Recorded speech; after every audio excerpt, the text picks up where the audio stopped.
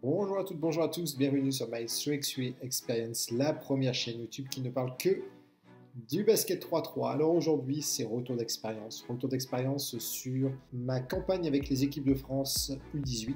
Donc l'objectif sur ce retour d'expérience, c'est vous présenter un petit peu les différents objectifs, les différents besoins, les différentes missions d'un analyste vidéo sur une compétition et sur le stage qui précède cette compétition. Donc juste pour vous donner peut-être le contexte, donc les deux équipes de France étaient retenues, étaient qualifiées pour la Coupe du Monde de basket 3-3 qui se déroulait fin septembre à Debrecen en Hongrie.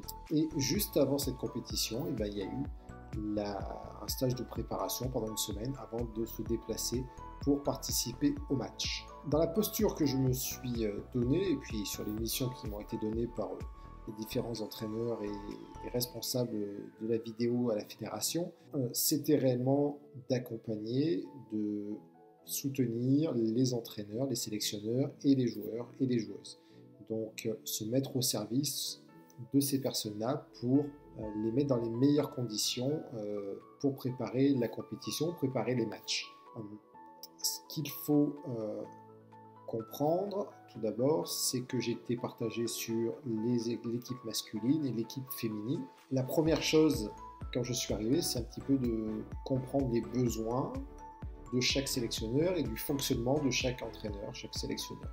Ça a été déjà la première mission sur les quelques premiers jours. Donc beaucoup questionner, comprendre pour que le début de la compétition soit parfait, qu'il n'y ait plus de perte de temps sur le fonctionnement, de comment on va travailler, de ce qu'ils attendent exactement, que ce soit sur les retours vidéo ou sur les présentations. Ensuite, la deuxième chose importante, ça a été de vérifier tous les outils, donc c'est-à-dire le logiciel, donc c'était Sportcode, Icoda donc pour l'encodage en direct et toute la partie logistique qui est la caméra, vérifier les cartes SIM, les rallonges, les trépieds, etc. Donc voilà, ça c'était le deuxième point, c'était de vérifier le matériel et de vérifier que tous les outils qui étaient à ma disposition, je pouvais les maîtriser, je pouvais les utiliser sereinement sur la compétition. Et enfin, le troisième point, c'est sur cette préparation, c'est vraiment de mettre en place les outils, faire des essais, avoir des retours avec les entraîneurs sur ce qu'ils attendent, ce qu'ils n'attendent pas, faire des petites modifications pour, comme je vous l'ai dit tout à l'heure, le jour du match, le jour de la compétition, on ne puisse pas perdre de temps, qu'on aille droit au but et qu'on soit efficace et performant. Donc voilà, c'est un petit peu les trois points. Ensuite, il y a des points de vigilance, bien sûr, à voir. Les points de vigilance, c'est déjà de ne pas s'épuiser avant la compétition. C'était vraiment un point de vigilance. Me permettre d'avoir un bon rythme, de pouvoir répondre à toutes les commandes, que ce soit des joueurs ou des entraîneurs, mais tout en gardant un état de fraîcheur suffisant pour le moment où ça compte, c'est-à-dire pendant la compétition. Donc voilà, c'est parce que le risque, on est frais physiquement, mentalement, on donne tout pendant les 3-4 premiers jours, et puis derrière, gros coup de pompe parce qu'on ne dort pas assez, ou on ne s'alimente pas assez, ou on est en burn-out un petit peu, et le risque, c'est d'être pas en performance sur cette compétition. Donc voilà, c'était important de toujours avoir ce focus-là, ce point de vigilance. Alors comment ça se passait sans rentrer trop dans les détails? En gros, pour faire simple, j'étais présent sur les entraînements pratiquement tout le temps. Je filmais les entraînements, je filmais les matchs. Et derrière, le soir ou le matin, le lendemain matin, j'analysais, je répondais à la commande de l'entraîneur, c'est-à-dire peut-être plus un focus offensif, plus un focus défensif, etc.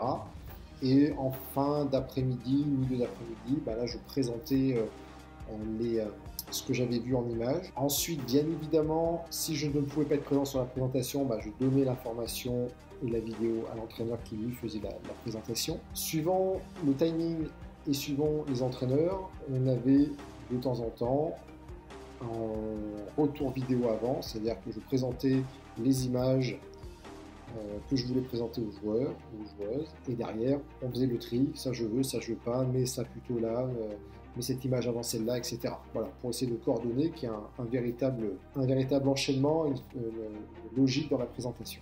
Donc ça c'était vraiment la première partie, et bien évidemment, mais c'était aussi une demande de ma part, c'était aussi que je puisse être entraîné, challengé pour la compétition, voilà, me préparer, me mettre dans les conditions de la compétition. Donc par exemple, j'ai réalisé des retours vidéo, on va dire à la minute, donc je filmais le match d'entraînement, et derrière, j'avais 20 minutes pour récupérer les images, récupérer le codage que j'avais fait, regarder les images que j'avais encodées et faire l'analyse pour la présenter 5 minutes après, 20 minutes après la fin du premier match, faire le retour dans les tribunes avec les joueurs et puis derrière qu'ils puissent faire le deuxième match en étant focus sur tel ou tel point qu'on avait vu sur la vidéo.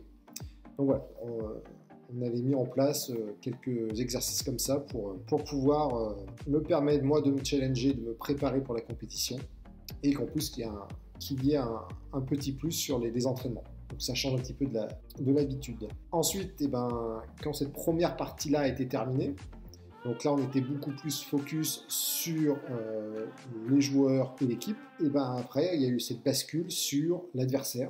Alors un petit peu de travail en amont pour récupérer un maximum d'images des équipes adverses que l'on rencontrera quand c'est possible. Et puis après, quand c'est pas possible, on attend le début de la compétition pour pouvoir filmer et encoder un maximum de matchs. Sur la compétition en elle-même, alors on était à peu près dans la même configuration avec les garçons et les filles, c'est-à-dire que la première équipe, on a eu de la chance, on avait trouvé des images de pratiquement tous les joueurs ou des matchs de l'équipe pratiquement au complet. Et dans ce cas-là, on a tout simplement fait un scouting classique avec les points forts, les points faibles, quelques images sur les joueurs.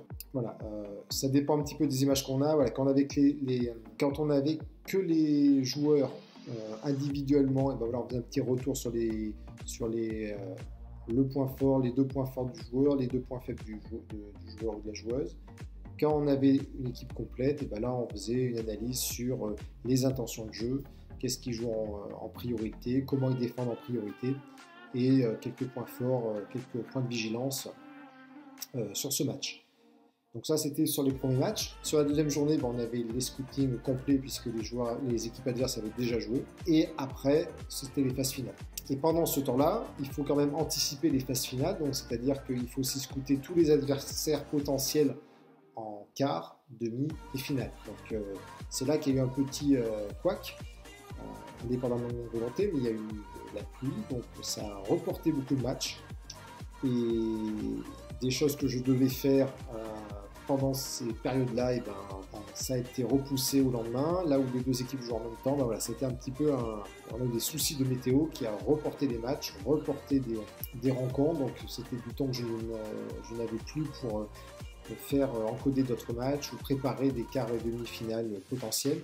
Donc voilà, sur 100% de ce que je voulais faire sur les potentiels adversaires en phase finale, et finalement il n'y a eu que la moitié, 60% qui ont été faits, dû au planning et dû au changement de planning. Quand les deux équipes ont été qualifiées, donc là on l'a fait très tard parce qu'il n'y avait plus également, donc on attendait la fin des matchs pour connaître les adversaires en quart de finale, et à ce moment-là, changement de programme, donc au lieu de jouer à 14h le lendemain, on joue à 8h30 le lendemain.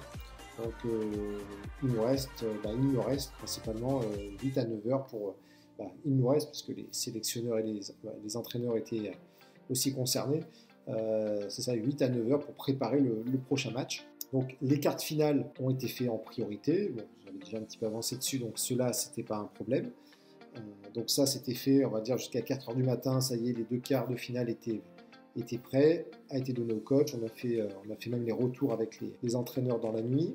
À partir de 4h du matin, là, je me suis lancé sur les demi-finales potentielles, donc deux demi-finales potentielles pour chaque équipe, donc 4 équipes à scouter en plus. Donc ça, c'était fait de 4h jusqu'à 8h30, pour que le lendemain matin, on enchaîne présentation du quart de finale et que je puisse donner à l'entraîneur les 2 demi-finales potentielles, puisque ça se jouait le matin, ou en début d'après-midi. Donc voilà, j'ai fait ça avec les filles, début. Les filles sont parties faire leur quart de finale, moi je suis resté à l'hôtel, j'ai fait la même chose pour les garçons, présentation du quart de finale, j'ai donné à Anthony, le coach, les deux quarts de finale, les 2 demi-finales potentielles, et il est parti faire son quart de finale. Et moi, pendant ce temps, dès que toutes les équipes étaient parties sur le terrain, sur YouTube, je regardais les matchs également, puisque c'était pas au lieu habituel. C'est dans un gymnase qui était à l'autre bout de la ville, donc au niveau des transports, j'aurais pas eu trop de temps. Donc je suis resté à l'hôtel pour faire les finales ou petites finales potentielles également. Donc là, ça a commencé à avoir, voilà. Avec la fatigue de la nuit, à partir de 9h, voilà, il fallait déjà 9h30, 10h, il fallait basculer sur les finales ou petites finales potentielles, faire le scouting. Au final, les favoris qui devaient arriver en finale, donc les États-Unis en filles et l'Allemagne en garçons, sont arrivés. Donc c'était des scootings qui étaient déjà faits. Quelques petites modifications avec les images de la journée. Mais voilà, donc en gros, j'ai préparé des matchs et des équipes qui n'ont pas été jouées. Voilà, c'est le risque du métier, la problématique du métier, c'est qu'on travaille des fois pour rien, puisque les scootings des finales, finalement, puisque les deux équipes françaises sont allées en finale, je les avais déjà, puisqu'on avait déjà rencontré en phase de poule, et où je les avais déjà prévus dans les gros matchs potentiels. Donc voilà un petit peu le fonctionnement d'un analyste vidéo, c'est-à-dire qu'il faut être organisé, ça c'est la première chose, prévoir un petit peu, garder quand même de la flexibilité parce qu'il peut y avoir des changements tout le temps. Bah là, c'est la météo, mais ça peut être aussi une commande d'un entraîneur au dernier moment. Alors qu'on peut pas, on peut pas, c'est pas le plus grave, mais bon, il faut savoir que à certains moments, il faut faire des choix, il faut arbitrer. C'est-à-dire, je peux te faire ça, mais par contre, je ne ferai pas ça à la place. De l'organisation, mais aussi de la flexibilité. Et enfin, peut-être la dernière chose, c'est être en capacité à rester à sa place, c'est-à-dire, on n'est pas l'entraîneur, on ne prend pas les décisions, on n'est qu'un outil pour l'entraîneur ou pour les joueurs. Donc, c'est-à-dire on doit être vraiment en capacité on peut être source de proposition à certains moments, des fois on ne doit pas l'être.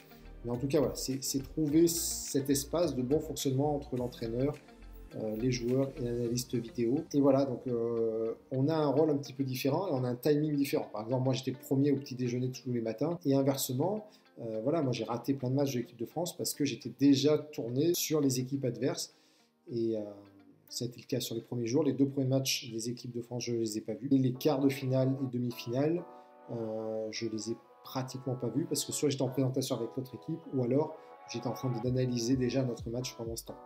Donc voilà, des fois c'est un petit peu frustrant parce qu'on vit un petit peu en décalé avec le reste du groupe. Donc voilà, j'espère que ce retour d'expérience vous a plu. Ça permet aussi pour moi de faire un petit retour, formaliser un petit peu ce que j'ai réalisé pendant ces vacances. Et puis je vous dis à une prochaine fois, puisque je vais essayer de faire le même retour vidéo sur une autre mission que j'ai eue avec les équipes de Nouvelle-Zélande, où là j'étais plus sur un rôle d'entraîneur, entraîneur adjoint, voilà un petit peu un rôle totalement différent. Voilà, n'oubliez pas de vous abonner, de liker si la vidéo vous a plu, et puis de partager un maximum cette vidéo. Je vous dis à bientôt, bye!